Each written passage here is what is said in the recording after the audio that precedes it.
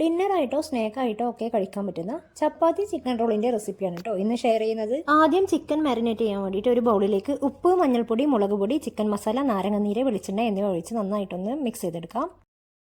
Chicken ചെറിയ പീസുകളാക്കിയത് ഇതിലേക്ക് ഇട്ടിട്ട് നന്നായിട്ടൊന്ന് മാരിനേറ്റ് ചെയ്ത് 10 മിനിറ്റിന് ശേഷം ഫ്രൈ ചെയ്തെടുക്കാം.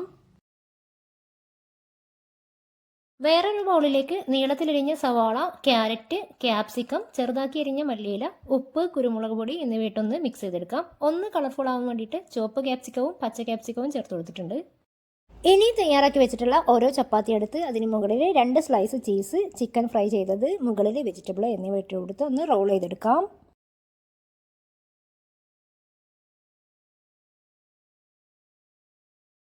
ഇനി ഒരു പാനിൽ ബട്ടർ ഇട്ട് മെൽറ്റ് ആയതിനു ശേഷം ഓരോ റോളും ഇട്ട് ചീസ് മെൽറ്റ് ആവുന്നവരെ തിരിച്ചും മറിച്ചും ഇട്ട് വേവിച്ചെടുക്കാം.